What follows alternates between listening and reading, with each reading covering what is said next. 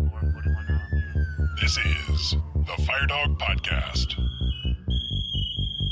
The views and opinions presented on today's episode are those of the speaker and do not necessarily represent the views of the Department of Defense or the United States Air Force. Welcome, my name is Matt Wilson, and I'm joined with Chris Boykley. Thank you for joining us for episode 55 of the FireDawg Podcast. In this episode, we have the privilege of speaking with two FireDawg retirees turned entrepreneurs, Mark Abrahamson and Ashontay Owens. Mark is the founder of Foxtrot Zulu, a company focused on filling the needs of the fire service industry and Air Force organizations, and also the co-founder of Probie Fire Training, specializing in providing training and certification for DoD and civilian fire departments. Ashontay is the founder of Crimson Melt Restaurant in Oklahoma and the creator of Folds of Flame Foundation, a nonprofit dedicated to reducing suicide among first responders. It is my pleasure to welcome Mark Abrahamson and Ashontay Owens. Well, Mark and Tay, good morning. Welcome to the FireDawg Podcast. Thank you for joining us. We're going to get into your entrepreneurial pursuits and your experience at the fire service, Air Force Fire Service, how that shaped these pursuits. We're just going to, pick your brains and, learn a little bit about what you guys have been through. Before we get into any of that, could you, each of you, introduce yourselves, highlight what you did in the Air Force, and whatever else you want to share. Mark, you can go first. All right. Well, Mark Abrahamson. I enlisted in 1998. Shows you how old I am. Did 26 years, had 12 PCSs. I think I filled every position in the fire department, with the exception of Assistant Chief of Health and Safety. I think that became a thing when I was a deputy. Spent 2 years as an IG inspector at Space Command before it was Space Force. And then my last 2 years, I worked at IMSC, so I saw some staff. The nice thing about serving 26 years is, I got to meet a lot of great people and work with a lot of great people. So really developed lifelong friendships, and so the Air Force really gave me something in that regard. Yeah. And, for me, Ashontay Owens, I did 20 years, 2 months, 10 days, and like 13 hours. I mean, we're not counting, but a little over 20 years. I enlisted in 2001, and I retired in June of 2021. Been all over 8 different bases and then 6 deployments. And I ended my time at Joint Base Andrews. I filled every position, whether temporarily or full-time. And I've seen met a lot of folks, and, my story is quite different than others. I mean, I didn't come into the fire service as one of the kids, I want to be a firefighter when I grow up. Mine was just hey, my wife was pregnant and they just needed something to help get the insurance because the baby was coming, but then I learned to fall in love with this craft. And we'll get into that later, but, I'm happy to be here and, happy to kind of, share how I'm pouring into others. One thing I'm realizing toward the end of my career is how much I took for granted the opportunities the Air Force provides. Yes. You mentioned, you joined because you needed to support your family. That's not why I joined, because I didn't have a family back then, but now having a family and experiencing that, I'm just so grateful. When you interact with people that aren't in the military and you hear their experiences or what they go through or the medical bills that they have to pay, yeah. I kind of take a step back and wow, what an opportunity I have, or, what an awesome support network. And I had an experience PCSing down from Alaska to Texas where I had an emergency and I had to go to the hospital, and then I had to be medevaced out of Canada, and that whole experience was paid for, thanks to the U.S. government. So just, that going through that, just grateful for so much that the military's offered. Yeah. Well, me personally, look forward to hearing how the Air Force did or didn't help in these business pursuits. Those things that you had to unlearn. Chris put together some questions, and one that he had was, what did you have to unlearn from your military experience to help you outside of the military, but in this entrepreneurial pursuit? So But we'll get to that a little bit later. We'll start with Mark, unless, Chris, you have something that you want to ask before we get into it. No, let's get right into Mark. You're the founder of Foxtrot Zulu and Probie Fire Training. Right. Can you give us kind of a background on both of those businesses? Yeah, sure. It's funny. If you would have told me that I was a business owner 5 years ago when I retired from the Air Force, I thought you were crazy. But here we are, right? Never in my wildest dreams would I ever think I'd be a business owner. I kind of got the ideas of pursuing something a couple years back. And in fact, Matt, you were present when we were at Creech Air Force Base doing part of the AF4 Gen working group. And I had been talking to Jesse Marshall. We were talking about what we're going to do, when we get home. And he's like, well, I got to work on my business. And I was like, business? Well, what are you talking about? And he was working a business and, him doing it and saying it, and he's a very confident, positive person. And he made it just sound so easy. And so now it kind of sparked my interest and got me thinking, hey, maybe running a business isn't so difficult. But at that point, I had no idea if I was going to do one, what it was that I would do. And last year, I was finishing up my master's degree, and during my thesis, my professor is like, hey, after retirement, you should do consulting. And I took it for a grain of salt and just said, okay, yeah, hey, great idea. I'm probably going to go back into the DoD civil service. But hey, thanks for the idea. And then 2 months later, when I was at the Senior Fire Officer Summit, I was talking to the CEO of Ward Apparatus, who I had been communicating with for several years, being the lead advisor for trying to get an FZ, Foxtrot Zulu, an FZ filled and the capability for Air Force fire ACE requirements.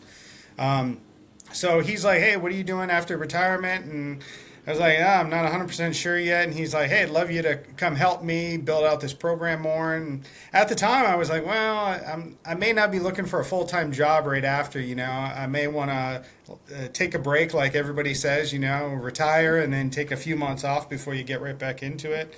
And then I was like, I'm not leaving San Antonio. So he's like, think about it, get back to me.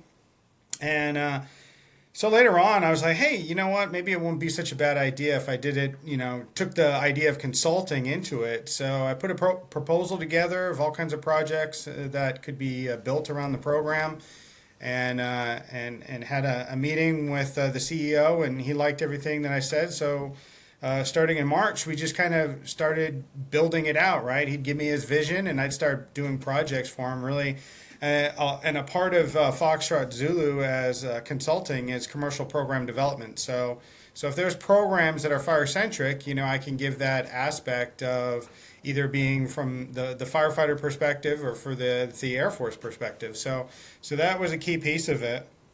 But it kind of didn't stop there. For him, I was building manuals. So far, I've built manuals, training courses, maintenance programs, long-term maintenance programs is something on the horizon that I'm building out for the program. So to try and make it fully scoped and have resources that's available for the customer. But then he's like, hey, what else are you doing? And I was like, well, you're it. And he's like, hey, now's a good time to start thinking of other type of things that you can do with it. So I started venturing more out and finding what this consulting paradigm would be with the business. And another part is like product sales and marketing support. When I was active duty, either as a fire chief or at IMSC, I saw the difficulties that fire chiefs were having with trying to get a large purchase or procurement or trying to get a new fire trainer or all these kind of things. The process kind of bogs down and you have a lot of roadblocks. And on the opposite side, from the business standpoint, you have these companies that, they're going out to these bases constantly giving quotes, and they're like, how do I help the fire chief get through this? And so I thought right there is a chance for me to kind of bridge that and kind of help both of them work through the process. So I had met with the the Fire and Emergency Services Manager for Invisio, and I started helping them, branch more into the fire world. It's something that they were looking for, and they didn't quite know how to approach it. So, they were just contacting bases and doing demos and all this kind of stuff. And I said, all right, well, let's come up with a strategy and kind of work our way down. So you need a requirement and all these other things and get in the process. So helping industry in that regard, kind of being the bridge between the fire chief and fire department and industry selling products. But then I kind of scoped it a bit more. There's other things that I can provide with it. So if an agency is looking for accreditation and they don't really know how to put the feet forward, kind of do that. Risk-based predictive analysis, so things that I was doing at IMSC, defining risk using money, manpower, other resources and stuff, trying to be able to develop that. The program process improvement, so you end up hiring a new health assistant chief of health and safety, brand new. They don't know exactly what they're doing. It usually takes them a few years to get the training wheels off and get going. Well, I can jump in there for a week, sit down, kind of talk about how the programs work, the connections with the base agencies, help them develop programs, understand a little bit more, and kind of bring down that learning curve. Comprehensive project execution. So I'm actually doing that with JBSA Fire Department right now. They had They spent over the last several months working on accreditation and getting an ISO rating and really hampering up their department management. And one thing that they want to do is they had all these SOGs, FMPs from being 3 separate bases, so they want to combine them. So I helped them bring that to the finish line. So we're in the process of completing that now. So those are the things that Foxtrot Zulu kind of developed and can provide. And then the other thing was training, coaching, and stuff. And that's where I ended up teaming up with AJ Keel, and he had the suggestion of HSO and ISO certs. There's really no avenue for it. You have Alabama Fire College, you have the CDC, but that's pretty much it. So how do you get a course overseas or at some of these departments that really want to bring in a course? And if you had ever met Carl Beeman, he used to do it for several years, all kinds of safety, OSHA, and then the Pro Board HSO, ISO cert. So after he passed away, there was really nobody that was providing it. So AJ and I thought, hey, now is a good opportunity to engage. So we reached out to the Fire Department Safety Officers Association, said, hey, can we partner up with you? And they loved the idea, of bringing more awareness and products to the DoD. So that's what we're starting up right now, and that's what we'll provide, and hopefully maybe more certifications in the future, So it sounds like, you started consulting with one company, and then kind of this element of almost building the plane as you fly it, of like, hey, I'm a small business owner now, what other needs can I fill? Was that kind of absolutely. So when it comes down to it, we're providing solutions for problems, and fire chiefs have all kinds of problems, and some of them that they don't even know about, and I definitely saw that when I was an IG inspector, and then being a fire chief itself. Right now there's a hiring freeze, and you have unfunded manpower. So how do you get the work done that you need done without having the resources available? So it's you can't hire a contractor to do firefighting operations, but you can hire one to do program management and to help your processes and all kinds of stuff. So basically just providing solutions. And Carl Beeman is a brilliant mind. I had the privilege of sitting through some of his classes, and he was big in the ensemble stuff, I remember. Yes, and that is one of the courses that we're bringing forward is the NFPA 1851 PPE inspection and maintenance.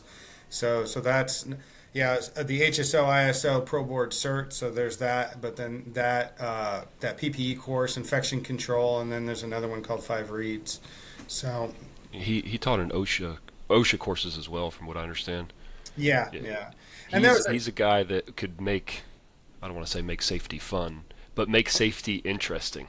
Oh, absolutely. He was an incredible mind. Yeah, I sat through his HSO course, and the way he presented it made it a lot of fun and very interesting. And he'd have, kind of remarks like, hey, in the 1950s, they used to do advertisements for asbestos cigarettes and how safe it was. And here we are now, like asbestos is really bad for you. So yeah, he brought a lot of fun to I don't want to say a boring topic, but it really doesn't spark interest when you're talking about firefighters and wanting to do fun stuff. So, and his experience in Vegas with MGM, I think he was kind of the chief safety officer or something like that of MGM, and the experiences that he shared of that, trying to dial in safety in a casino resort in Vegas.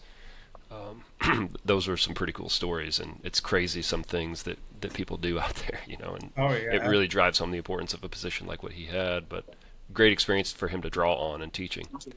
Yeah, so we just want to, carry what he started, continuing it on and being able to provide that for Air Force and all DoD fire departments. It sounds like you're in a position now with Foxtrot Zulu, which, by the way, could have been Foxtrot uniform.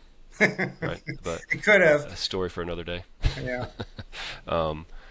It sounds like you're to the point where you almost need to start bringing in more people. I'm not suggesting that you need to hire people, but you really, as your business expands, how are you able to handle everything on your own?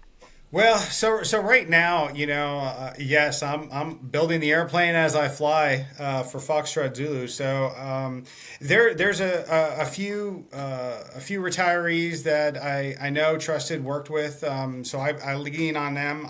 Like I said, I was never an assistant chief of health and safety, so I don't have everything. Like I've got a good start from being a deputy and a fire chief, so I know how a lot of it's supposed to operate, but I have a lot of reach back. So, and they have full-time jobs. So, I'll reach out to them and say, hey, what advice can you give for this? Or if they have the free time and they want to take it, I'll pay for them to go somewhere and help a department or a company, in any of the services.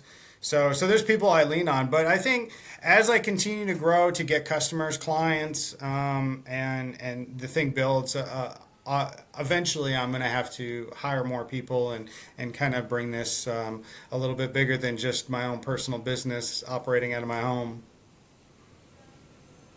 Yep, I've always thought, obviously we all have our own headaches dealing with government finance, and we're dealing with the whole government shutdown right now in the new fiscal year. That's got to be a pretty major challenge as a contractor, anybody doing consulting within the DoD, of just the whims of buckets of money, right? It can be. If your only customer base is DoD, it can definitely have a huge impact. But right now, with Foxtrot Zulu, DoD is part of our customer base. In fact, the recurring ones are mostly industry, and that I've reached out to and built relationships with and started. And the ones that I have mentioned, I do keep client confidentiality, but they gave me the permission to talk about their agencies. So, but it can, especially when you're talking about doing training certifications. So with not having a budget passed, if we have to go a long period of time without scheduling a course or doing something like that, it could have an impact. But you got to plan that into your business and your business model, and come up with your SWOT analysis and what are the weaknesses that you're going to run into, or the threats that you're going to have. So it's all part of business that I'm learning. Now, Ashontay, totally different business model. Man, way different. Some of the same pinch points though, and some of the the same deals that Chief has here, and it's a love-hate thing, because there's sometimes customers can get spicy, but when I retired out of the Air Force, I did Skill Bridge, and when I was stationed in Altus at this time it was probably about 2015, I had earned my second master's degree in clinical counseling, and I sat for the NCE, the National Counselor Exam, which is it's like the bar but for counselors. And I passed. And so I was like, man, what do I want to do with this? Because Altus at the time had a very weird schedule. It wasn't your traditional like 48 on, 48 off, or 48-72. It was very, very weird the way that that the AC at the time had done it. But there was just a lot of that time where we had more 72 days off than not. And so, twiddling thumbs on that time. My wife's DOD, I'll kind of talk about her in a minute, but just at home, kids are in school. I was like, I need something to do. So I sat for licensure, passed, and started doing all of my clinical hours, got my 3,000 hours, and became a state licensed therapist. And then at that point in time, Red Rock, who I was employed with at the time, had just magically opened a facility there in Altus. So I started, I went into supervision and got all my hours and did all my stuff and started, carrying a caseload there. And at one point, I think I had like 67 clients, which was very difficult to maintain. I mean, it was a very, very small satellite office. So that was that, doing that, learning the ropes of, being a therapist and whatnot. And then I got orders to Honduras, to Soto Cano. And so had to, put that on pause, and then, did my year there. And then after that is when I got orders to Joint Base Andrews. So then, did my time at Andrews and then retired out of there. And so when SkillBridge came along, I just reached out to some of the contacts that I had there, and they were like, "Oh, you're coming back?" And I was like, "Yeah." And it's I don't want to say it's weird that we ended up here in Oklahoma City, more specifically Moore, Oklahoma. But if you say Moore, nobody knows Moore, but people know Oklahoma City. When I was about a year out from pressing the button, I had to figure out, me and the wife were talking, like, where are we going to lay roots at? Like, where are we going to live? What do we want to do? Because we've been so many places. We're from Nebraska. We are Cornhuskers through and through. But we knew we didn't want to go back to Nebraska, right? So it was a toss-up between San Antonio and Tampa. And then my family is from Tulsa. So we were like, all right, Tulsa's fine, right? But there's no base in Tulsa with the exception of the guard base. So we knew we wanted to be close to a base. So when we were stationed in Altus, we would have nowhere to really go or anything to do. And so we'd come up to Moore, Oklahoma City, and eat and go to the movies and do our stuff. So when you fast forward that, COVID happened, 2020. And right before that, my wife at the time was, she was working at Joint Base Andrews, and she just got a random call from the 440th Supply Chain Wing over here on Tinker, and was just like, "Hey, we heard you're retiring. We have a position, or you're moving. We have a position that might be open. Do you think you'd want to interview for it?" And she was like, "Yeah." So she interviewed for the position, and she got it. At that time, I was about a year out, so we were like, "Screw it. I guess we're moving to Oklahoma City then." And so COVID happened. That put a stop movement on everything. And then that May, June, they kind of looked at that, and then that's when she came on down here to the city. We built our home here, and I stayed up in Andrews doing my stuff. Retired out, did my ceremony and stuff that November, and then rolled out. So I started, as the CQI director, the Continuous Quality Improvement Director, basically auditing all the therapists throughout the agency, all 756 therapists, and chart review and everything like that. For me specifically, it really wasn't fulfilling. And the pay definitely wasn't there. And so I started just kind of looking at some more things. And then I came across a physical assets manager at the state of Oklahoma for working directly for tourism. And I was like, oh, state parks. Okay, that's different. And it was just asset management, inventory of all, vehicles, infrastructure, just everything. And so what folks don't know unless you live here is we have a barbecue restaurant here called Swadley's. It's the Bill Miller's, if you're familiar with Texas, or San Antonio of Oklahoma, right? And so they had the contract for the state parks that had the restaurants, where there was some stuff going on. There was some number fudging and whatnot, and they got placed under investigation. Well, I'm the guy that found that $1.2 million that they owed the state. And then that spiraled everything out of control.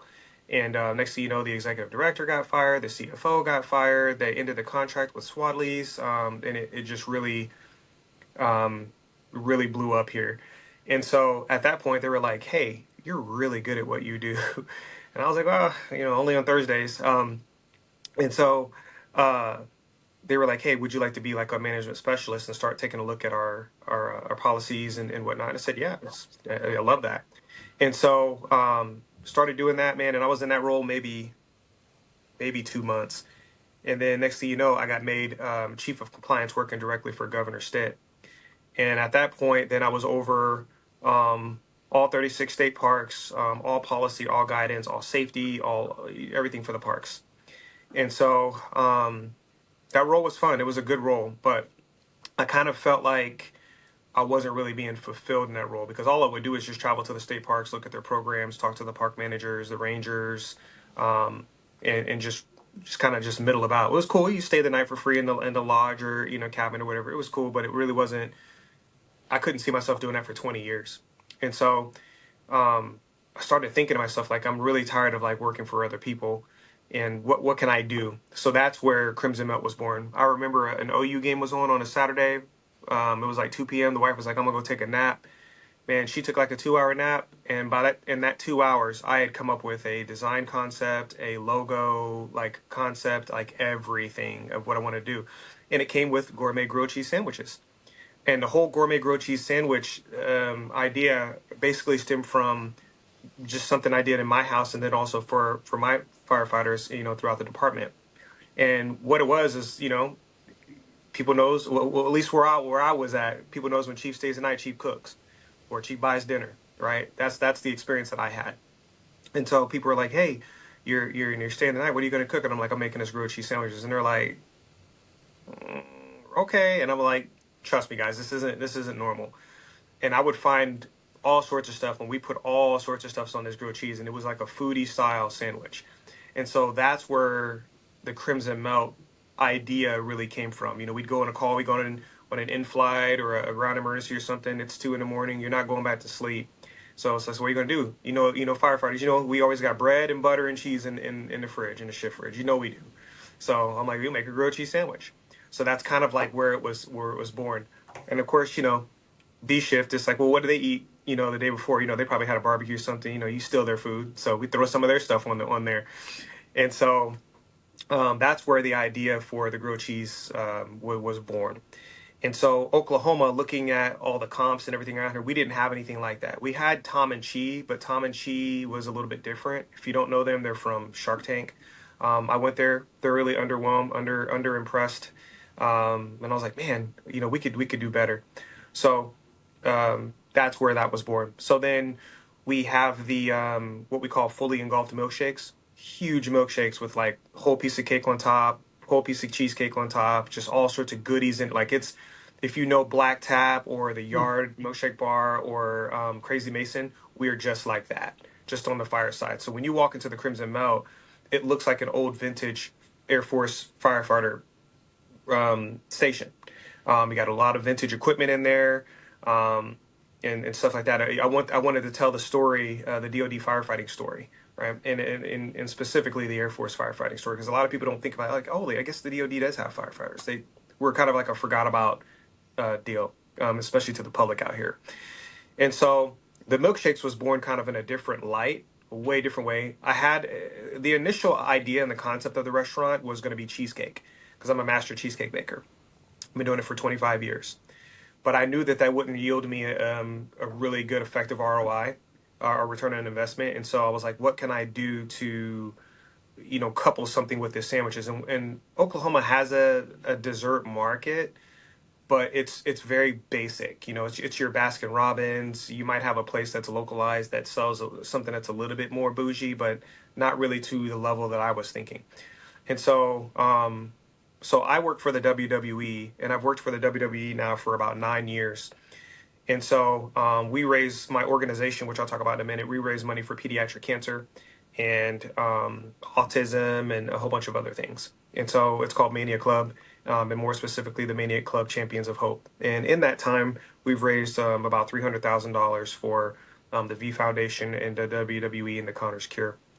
And so when we went to SummerSlam in Nashville about 3-4 years ago, we came across a place called Legendary Milkshake, and I was like, man, this is amazing, you know. So I was like, that's it. I have a good idea, but I could take it to a next level. And so I coupled those milkshakes with the grilled cheese and made up a restaurant. Got my funding down, got everything completed with it, and went to Starbucks one day, picking up me and the wife something, and in the drive-through was this bougie girl, like real, you know, anime type, happy, bouncy, and I was like, I need you to be my GM. Her name is Susie. She was amazing. She's amazing. So she worked for Starbucks for 10 years, and so I poached her from there. She brought all that Starbucks customer service, all that training. We used the same machines. We used the same POS, the point of sale system, and all that stuff. So she brought all that experience. She made training plans for me, for the employees, and everything. So I was blessed and lucky to really find her. As the Crimson Melt has been... Ashontay, can I interrupt you real quick? I'm looking Sure. at this Crimson Melt menu. Oh my gosh. Look at this. Now, this one's called the Shift Fridge. If it's in there, we're eating it. Grilled and breaded chicken, bacon, mac and cheese, cheddar, mozzarella, fries, cheese curds, drizzled with bacon aioli. It's good, too. That sounds ridiculous. It's good, too. Well, you're not going to say it's bad, right? No, definitely not. It sounds But good. I'll step on it. I'll step behind it. Man, I feel this is such a valuable like peek behind the retirement curtain, right? Where For Ashontay, sure. you went from in a couple years therapy to state parks to owning your own restaurant. You know, Yeah. I feel like And- so many of us think when we're young, you know, it's like maybe you're a couple years in and you're planning on staying in the military, that you're going to retire, you're going Right. to be 40 something, and that you're going to be, you know, 10 toes up in the sand, drinking margaritas or whatever. And that's Yeah. probably not reality, right?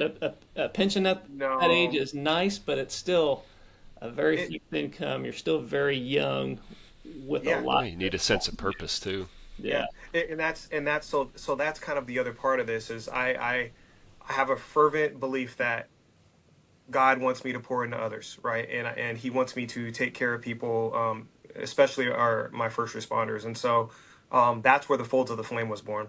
And the Folds of the Flame is a dual initiative that takes care of first responders with suicide prevention, awareness, and postvention. And so the Crimson Melt, where that comes into play with this, is that the Crimson Melt feeds the Folds of the Flame, and vice versa, right? And so what we do is basically catch and release. We connect folks to resources that have any type of suicidal ideation or suicidality history in their life. So I was trying to figure out, okay, I really don't want to lose this license. I really don't want to. I worked really hard to become credentialed and whatnot and become a licensed therapist. And so I started my 501c3 based on that. And so portions of every single sale go towards that. And, you know, we have a website, foldsoftheflame.org. And if you go on there and you're just like, hey, I'm having an issue with something, because, you know, when somebody dies by suicide, 9 times out of 10, that insurance is not going to pay out unless they have a clause in there.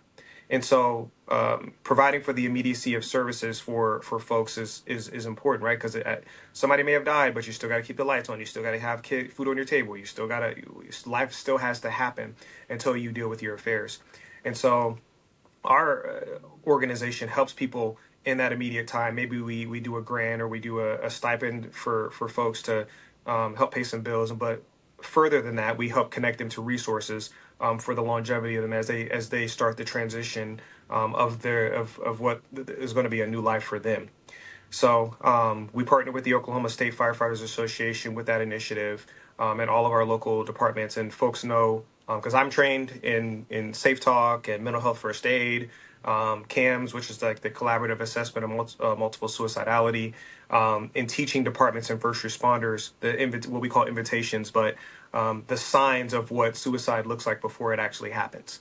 And so I run this restaurant. It's like you know, Cape Crusader. I run this restaurant in the day, and at nighttime I do this. But at that point, like that Crimson's been going and whatnot, my GM runs a restaurant, my ASM, my assistant store manager, they run a restaurant. So like, they don't really need me there. I don't pay myself a salary out of there. I mean, if I need money, I just take a bank draw. So it's like, now here I am again with free time. And so, at that point, I had to figure out something else to do. So now I work on Tinker Air Force Base, and I'm a community resilience coordinator. And what I do is help folks over here with resource and referral, provide therapeutic intervention to all of the employees here within the Oklahoma City Air Logistics Complex. So we have 10,000 civilian employees. We have 85 military. And we are basically here for them. We have the largest group in the Air Force here, AMXG, with 4,500 people. And we are just busy. I mean, if you've never seen a plane built from the ground up, this is where the rubber meets the road right here. I mean, this base, its headquarters, Air Force Sustainment Center. I've never worked in a depot. I've never even seen really any of this stuff. But now being here for a couple of years in this position, it is crazy to understand the whole beginnings before it even reaches the warfighter downrange. And so I'm humbled to be in this position. My time is short though, because I'm getting ready I took a deputy position at the guard base over here. So they pulled me back in. So I'm just happy with where I am in life, man, and what I'm doing to help others. Well, Tay, it sounds like you like a challenge, and I think that's the thing that I really enjoy is doing something new and challenging myself to do a different thing and go on to a different level. And it definitely sounds like you're doing that. I mean, you're all over the board, so it's good. Man, yeah, man. Sometimes I don't even know what day it is, man, because I'm getting pushed and pulled. I got a call over here from the GM. Hey, blah blah blah is wrong, or the front door won't open as of yesterday. I got a call over here. Hey, I have an employee that you need to talk to. I got a call over here. Hey, so and so committed suicide or died by suicide. We need help. So it's every day is different for sure. Right. For sure. Yeah, both of your stories or both of your experiences are inspirational. It makes me be introspective and thinking about my limitations. What you two have done just in a really relatively short period of time, and a handful of years in some cases, and running multiple things at once. It's like we're capable of so much. It really just comes down to the will to do it, and of course chasing a purpose, finding what that purpose is, and making sure that that's connected to what you're doing too. But it's inspirational to hear how much involvement each of you have. We're just over here trying to be like you. No, I'm trying to be like you. I'm right behind you.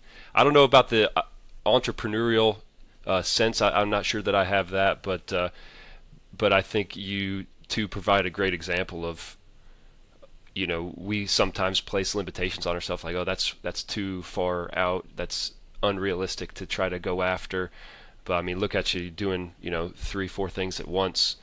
And then finding good subordinate leaders, finding people to bring into your team to be able to handle business. It sounds like Crimson Melt is pretty much humming. It's a well-oiled machine that you just go in and say, hey, what do you guys need? Yep. What things do you need from me? So you got good people working for you. I'm curious where the name, you may have mentioned it and I missed it, the name Crimson Melt. Yeah. So even though I can't stand OU, crimson is their color. So crimson, and then of course ice cream melts and cheese melts. So Crimson Melt. That's where it came from. Okay, so connecting to the community a little bit. Exactly. I thought maybe Crimson Fire. I didn't know if that. Yeah. Hey, appealing to the market, right there. Yeah, absolutely. Yeah, and they love it. They love it, man. So yeah, I mean, those are some of the things that you learn that you don't when you're active duty Air Force is the things with businesses, like appealing to your market and finding how well your business is going to do based on your market and what the gaps are and how valuable are certain things that you took for granted in when you were active duty, like time, right? Your time and skill are so valuable now, but when you were active, it didn't really mean that much. You had a ceiling, and it took you however long to do however long. But now, even if you do something in a short period of time, that value is still worth the skill and experience that you bring to it. Yeah, for sure. What are some examples of that? in your business where you felt yourself, make that shift mentally when it comes to leveraging your time or skills for Right. growing the Well, business? I'll tell you this. Some of the things that I would do when I was active, like in charge of a program, building a program, right? You spend hours, hours, hours. You're punching away at building plans and doing this and that, and now all that experience now. It's funny. You look at the way a fire department is organized and operates. And you can take that same structure and carry it over to the business side, right? Because it's all the same. You're managing an operation and you can piece everything together. You just put different terms on it. And if you want to go back, all right, this person would be my deputy, right? And they'd accomplish all this type of stuff.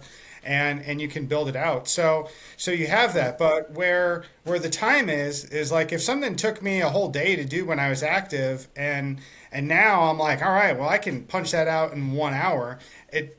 For a customer, do I just charge them the hourly rate and you got a day's worth of work in 1 hour, or do I give them, hey, my skills and experience that went into this, it took me an hour because I used AI and then was able to edit and know what I'm doing and how to get to the answer a lot quicker. So does that time and value is that mine to charge for? So that's something that you got to take into consideration, especially when you're talking about consulting. Like how do you charge and how does an operation go where you're billing and doing invoicing and stuff like that? So you don't want to sell yourself short, and you don't want to spend hours upon hours working for pennies. So you just got to find it out, and then you realize that hey, your time and skill and experience has value. Yeah. You talked a little bit about how the hierarchical. Sorry, Tay, did you have something? No, you're good. You're good. Oh, okay. You talked about how the hierarchical structure of a fire department, it's transferable to the business too. What other elements of the fire service you think have shaped? I mean, obviously, Mark, you're in the business of fire service and helping fire departments, but I guess from a business perspective, what other elements of the fire service help shape the approach to the business? So one thing I did a lot of when I was a fire chief was strategic planning, right? Like thinking 3 years out, 5 years out, budgeting, finding out, where's the base going? Is the new mission going to require more people, more training, all this different type of stuff?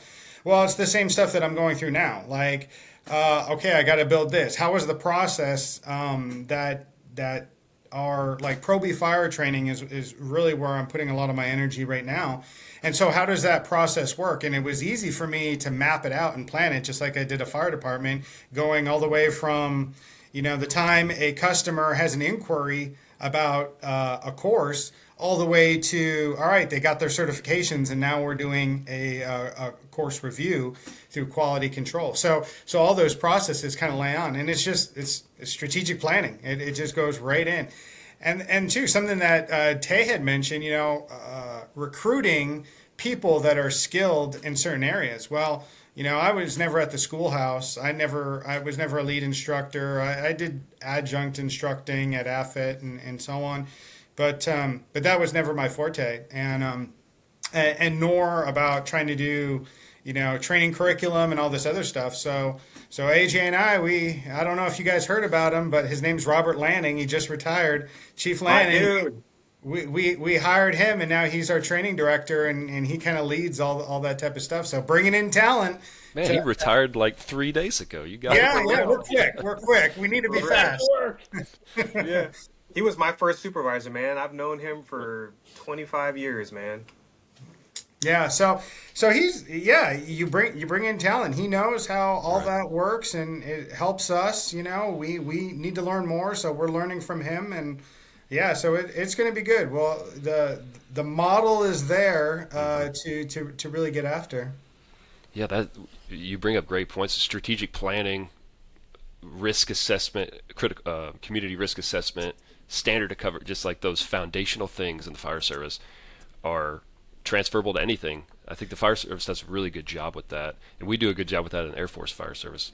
Yeah, absolutely. You mentioned community risk assessment. I mean, you're doing the same thing on the business side. You're looking at your community and finding Yeah. how is my product selling in the market, and Sure. how available is it going to be, and are my customers only meeting the kid age, or is it the 4-year-old all the way to 90-year-old type, and so on. So yeah, there's a lot of transferable skills that you learn active duty side and the fire service that relate over to the business side. Yeah, what about the leadership?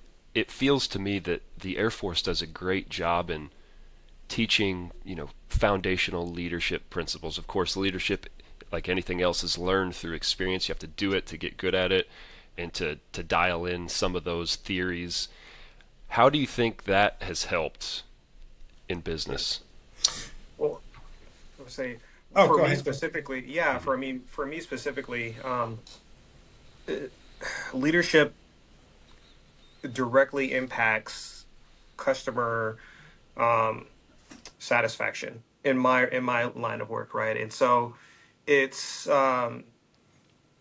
it starts from the time that they park. We call it what, scene size up, right? From the time that they park to the time that they pull away. What does that entire experience look like, right? And so for me, I'm very big into SEO, search engine optimization, and because I want customers to come back, right? I'm not really worried about the first month or the 3 months or so. I'm worried about the next 3 to 5 years. I have a 3 to 5 year plan, even in that, and that comes from, Mark hit it right on the head with, strategic planning and what does it look like going forward. How are you going to grow your model? How are you going to do your things?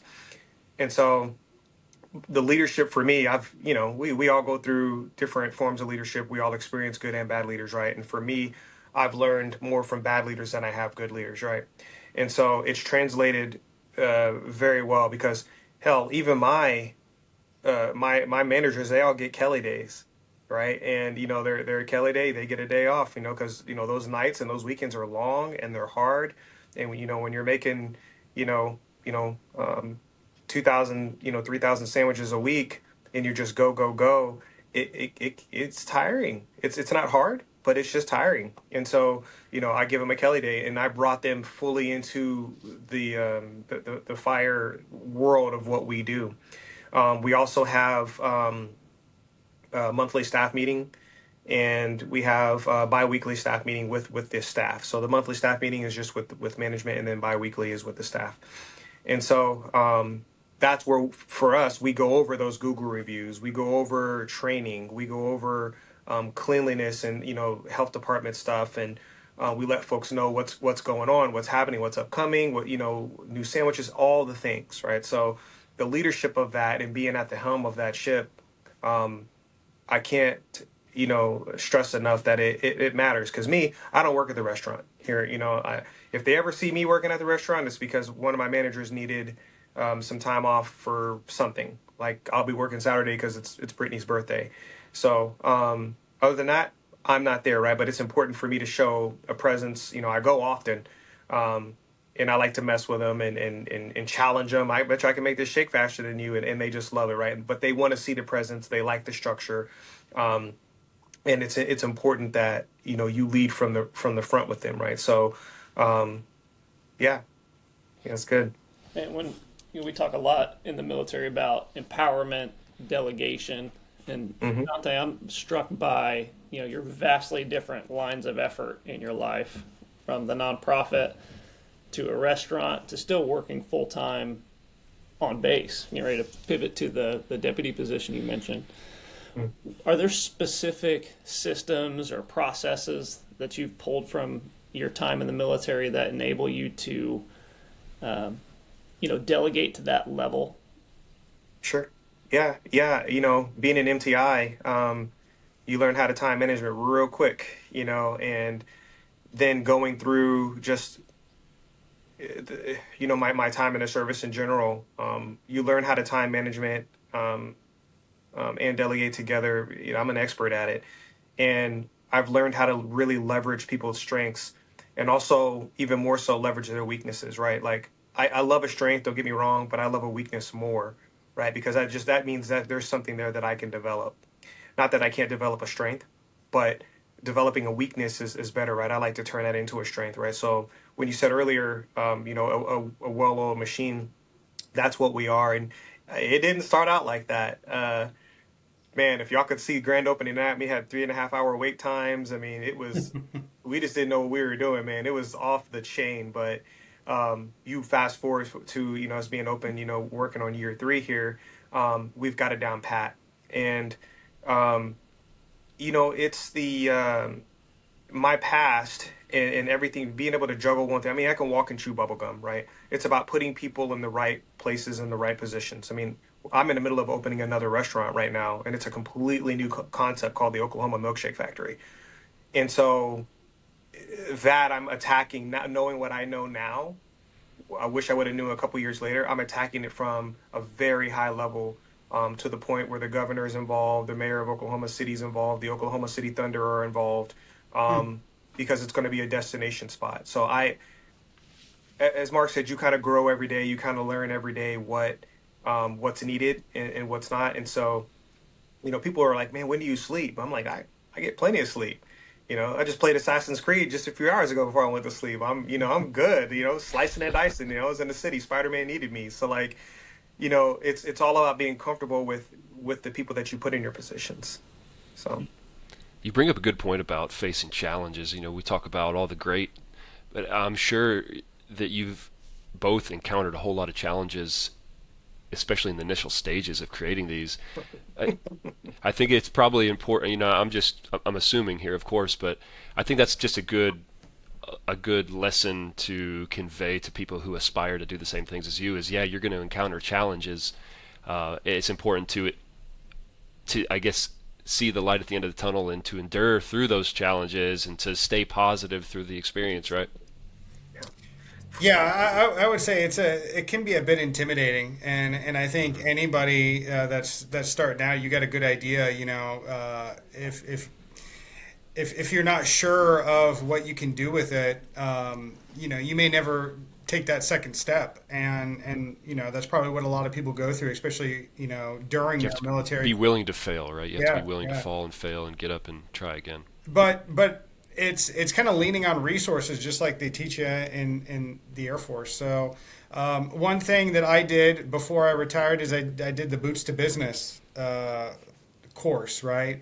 And that was pretty good. It teaches you some basic stuff, the legal, the accounting, all that type of stuff, right? Banking. And the Small Business Administration has a bunch of courses online that you can get through. So if you as an individual want to get started, it's a way to take that second step. But I found what I found for me is having a business mentor, somebody that I kind of trusted, that has a lot of credibility on the business side, kind of give me advice like, hey, what should I be looking for? Like, am I going about it the right way? Like, am I doing too much, too little? Like, where's the sweet spot here? And then just getting that support. And then I think going into Probie Fire Training with AJ Keel, both of us kind of venturing into that together and kind of picking each other's brain has really helped that kind of develop a lot faster than I anticipated. So it's moving good. But yes, taking on a business can be very intimidating for somebody that's interested in do it. So having that help definitely helps. yeah, and kind of just to kind of double click on that. I mean, like for me, like it was a scary thing, right? Because it's, I know nothing of running a business, let alone being a restaurateur and understanding what health code really means. And because you're going to get inspected, you're going to get audited, right? And we get it often, right? And especially from the ABLE Commission, which is our alcohol commission, there's so many legalities and stuff. And so a business owner, I felt, was like, that was the easy part. The health stuff, making sure things are at temp, making sure things are fresh, your hot holder items are good. Like that in the beginning was very, very stressful because I didn't know, and I fight fires, man. I don't know about that stuff. And so luckily I had Susie there to teach me, right? You surround, I'm a big proponent of surrounding yourself with people that are smarter than you. I love, Mark's words and what he echoed about finding yourself a business mentor. And, for me, like I didn't have that. I'm completely self-made grassroots, and I didn't even know anybody out there that owned another restaurant or anything aside from franchisees, but their systems are already in place. I mean, this was a brand new concept. So it was very difficult in the beginning, and I think it took us about 6 to 8 months to really get into a stride, a rhythm. But once we did and we figured it out, I mean, every day we're growing, and every day something is being updated or changed or improved or whatnot. But I learned to listen to the customer, and customers will absolutely tell you how they feel, and they are not nice about it. And it was very difficult for me because in the beginning, I had to really bite my tongue on a lot of different things. I didn't necessarily bite my tongue all the way. Like, I'm a sassy, petty person, right? So, and I'd see a review and I know something didn't happen, or I know, I'd be like, I don't think so, man. Like, wait a minute, like, this is the worst experience you've ever had in your life. Like, this is really even worse than someone dying or something. Like, this is the absolute worst. Like, no, come on, right? But I had to learn very quickly that that's the customer venting for something, right? And how to really, I mean, I've always had customer service. We all do, right? But in this realm and in this life, this business is completely different because customers drive everything. And as soon as they say something on a Google review, or as soon as they say something to somebody else, it spreads like wildfire. And next thing you know, people aren't going to visit your establishment. So learning how to listen to them and subsequently learning how to listen to their stomach is very important, because their stomach speaks. And, my employees laugh at that. But I'm like, okay, let's do an experiment, and we're going to make this, and this. And they saw firsthand, like, okay, people's stomachs talk and they want these things. And this is the demographic that's in, because it's not the same as in Oklahoma City as it might be in Tulsa with the way a person's appetite is. So like Mark said, appealing to your base is tenfold, 100% what you got to do. That strikes me as something that, we talked about some of the things you leave the military with that help as a small business owner: strategic planning, organizational structure. I feel like maybe some of those soft skills could be a challenge, or maybe something, Matt mentioned earlier, something that we would have to unlearn, where in the military we've got AFIs, we got our NFPAs, we've got a pretty standardized way things are supposed to look. Yeah. As a small business owner, there's very little of that. You mentioned some regulations for restaurants, but you can build this thing to be, however you want it to look. And so I'm really interested to hear the flip side. What are some things that maybe the military didn't necessarily prepare you for, or that you had to, totally change your thought process when it came to becoming a small business owner? Well, the military, as y'all know, is very structured. And so sometimes it can be too structured, as we know, but there's always rhyme and reason for some things. My biggest challenge was that structure on the outside. Number one, it doesn't exist like we may think. Even working at state government, you would think state government's got their stuff together. That couldn't be further from the truth. But understanding that, I had to lower my expectations was a very hard thing for me to do and to transition to, right? Because I have a level of excellence. I want my product to look the way, taste the way. I want my employees to look apart. I don't want you coming in sloppy. I don't want you coming in smelling like weed, because we're a cannabis state now. So the customer sees that. And so having to constantly brief them, it initially felt like I was always on them about something. But although I may have been validated in what I was trying to do and say and bring forward here, it was all about the approach, right? Because the military gives us one approach, is authoritarian. They'll give us the latitude and freedom to figure it out, but it's going to get done. So having to really tether that and lower that standard to meet what they can do and what they actually are capable of was a difficult thing, right? I just expected too much. I'll get there with them. I'll get there, but they need time to really adapt to that. So, the military is not going to teach you that per se, right? We do that with airmen. Sure, we know that we give an airman a big task, they're going to mess it up. We know that, right? They're not experienced. So it's all about how you fail and how you have your weaknesses. How do you come back from that, and how do you learn and grow from that? And that was difficult for me because I didn't really have to deal with that in the military. It's just, I was given a task. I know I'm gonna handle that task, or I'll give a task and I know they're going to handle that task, and was very clear in that. On the restaurant side, wasn't quite so. Real quick, I'm curious about, in the military, I sense that some of us, we make our rank part of our identity. Yeah. And we expect people to, and we respect the rank, and we treat people a certain way based on their rank, is what I'm trying to say. Mm-hmm. Is there any unlearning with that? Like, did you transition out of the military? Like, I was a chief master sergeant, I was a senior master sergeant, and I had authority, I was somebody, and that completely kind of dissolve the minute you make that transition out? Well, I've never been big on titles. So when I retired, I was like, don't call me chief, call me Mark. And some of my customers, they remember me being, an active duty chief, so they still do it. But now I've got them calling me personally, and getting through some of that. So I really haven't had a challenge with that at all.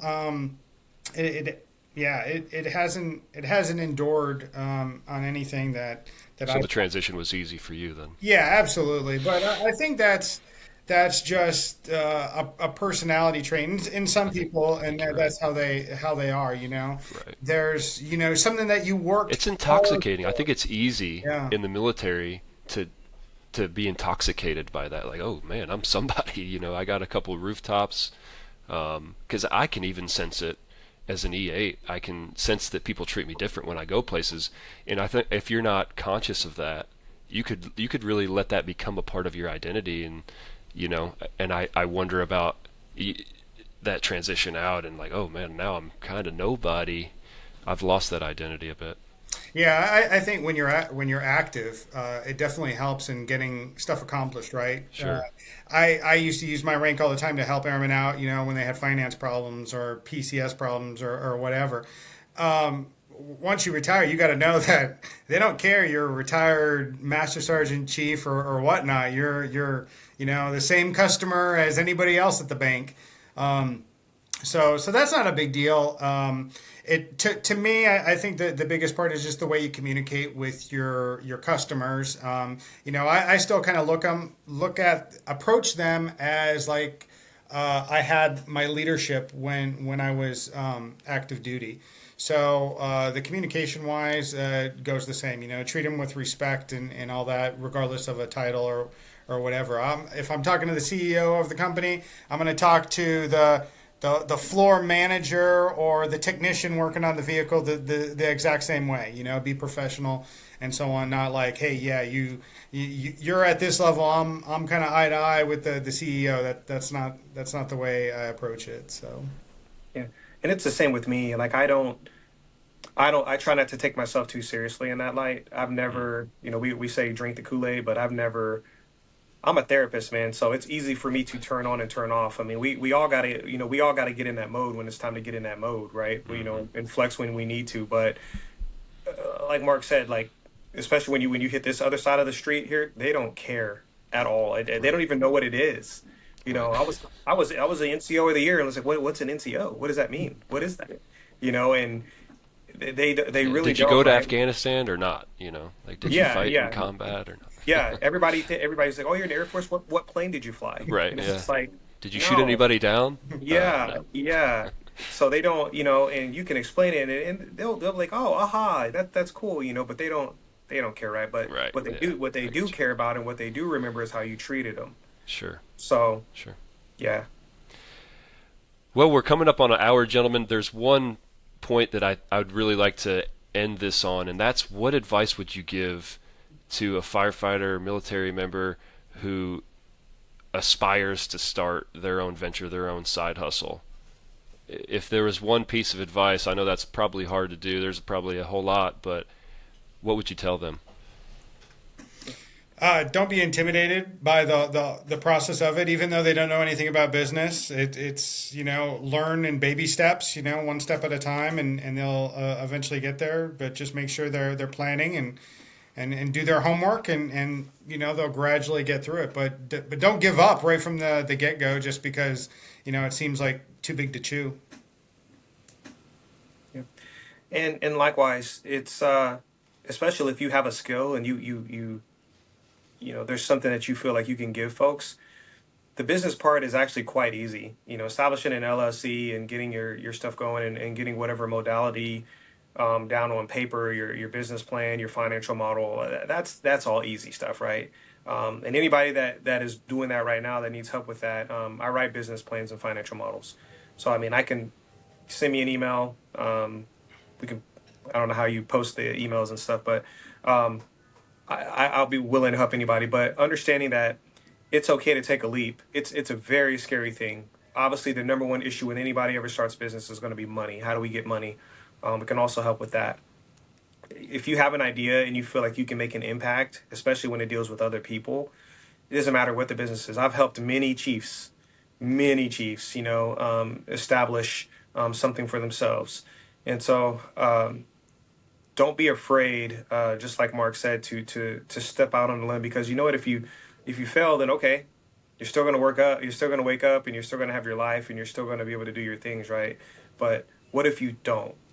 Like, what if you don't fail? And what if what your idea of a simple grilled cheese blossoms into something incredible, to where now you have multiple restaurants and you're self-sustaining, and I work because I want to, not because I have to. And I think people have to understand really the difference between the two. I just love people, right? And so once you understand that if you have something that you can give folks, the rest is easy. It really is. Well, great words to end it on. Mark, Ashontay, we really appreciate you guys sharing your experiences and even offering to help people. And I think what each of you have done is awesome and inspiring. Do each of you have any final thoughts before we wrap it up? I just want to say thanks again for bringing me on to the FireDawg podcast. I enjoyed the first time, and I definitely enjoyed this time. It's always great to give some. That's right, to a somebody two-time else. guest. Yeah, and help other people kind of listen in and learn a little bit. Even though it's just a chat, it can still be pretty useful. So I appreciate that again. And any listeners out there, if you're interested in some enhancing your programs or getting those HSO ISO certs, our websites are still under development. Probie Fire Training should be up soon, but if you need a class, reach out to info@probiefiretraining.com or reach me at mark.abrahamson@foxtrotzulu.net. Yeah, and honestly, just to kind of echo Mark's words, this is awesome, man. I don't get time often to really tell the story. So this platform is amazing. What you guys are doing is wonderful, man. It really is. And especially we all know our career field is very, very tiny in retrospect. So feeding our own is very, very important. And it doesn't matter that we have different skill sets or anything like that, right? But just taking care of our own is important. I'm happy in my life with where I am and what I got going and what's to come. For those that want to help out, our Full to the Flame mission, it would be greatly appreciated, because we do provide quite a bit of support to the state of Oklahoma and to Air Force firefighters alike. Something I didn't mention is that whenever a firefighter passes away, whether it be from natural causes or from suicide, we also do a striking of the 3s and a striking of the 4 5s for them. We usually record that and we send that to the family. We did the last one for and sent it to AJ. So we're still supporting not only the state, but we still support our military firefighters as well. Foldsoftheflame.org is where you can go to kind of look up our mission. And if you want to donate, please feel free. And if you're ever in Oklahoma City, come down to the Crimson Melt. CrimsonMelt.com is our website, and we should be opening the Oklahoma Milkshake Factory right in the middle of playoffs there. So March 2nd is my go live date. So if you're ever in town for a bougie, big, huge milkshake, the Oklahoma Milkshake Factory should be a destination spot for sure. Hey, I'll be calling you to franchise in San Antonio. 100, I was just going to Let's say. go. It's easy. Yeah, can you mail it to me? Yeah, for sure. Mark, Ashontay, thanks again. You guys have a good one. Absolutely. All right, thanks, Take guys. care. See ya. Bye. Thank you for listening to this episode of the FireDawg Podcast. You can find more episodes like this on our website, firedawg.us, or wherever you listen to podcasts. We're also on social media. Check us out on Facebook, Instagram, and LinkedIn. We're at the FireDawg Podcast. That is the Fire, DAWG Podcast. Don't forget to subscribe, like, follow, to stay updated on every new episode. We'd appreciate it if you'd share this podcast with your friends and coworkers, whether on social media or right there in your firehouse. This is host Matt Wilson with co-host Chris Boykley and guests Mark Abrahamson and Ashontay Owens. Until next time, stay safe.